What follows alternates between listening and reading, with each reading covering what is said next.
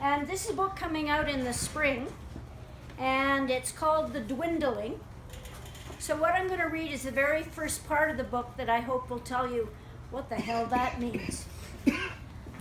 I know I was not the first gray-haired child in history to hurtle into a crowded emergency room, trailing behind a stretcher, fizzing in shame as everyone turned to look.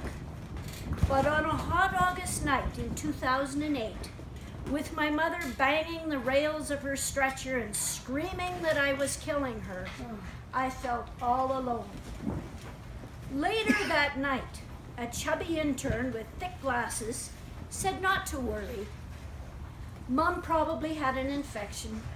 Perhaps her metabolism had become sluggish, so the right dose last week of one or other of her many pills was an overdose now. He shrugged. It's very common. Meds get tricky with old girls like your mother.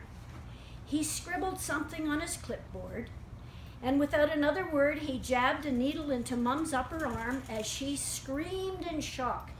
This will calm her down.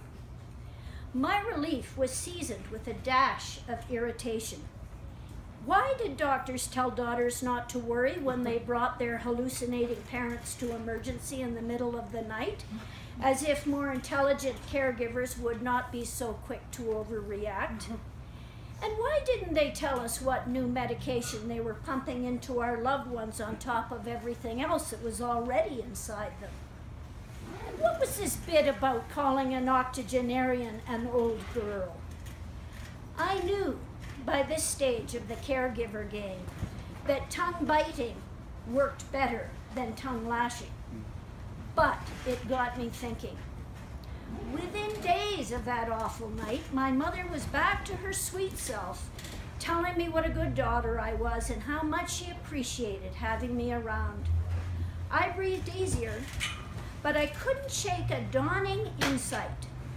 If my trauma was garden variety, then there must be a tribe of us out there, unpaid family caregivers, probably feeling belittled, confused, and isolated by conditions just like I was in.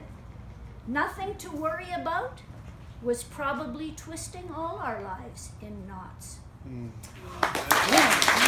Beautiful.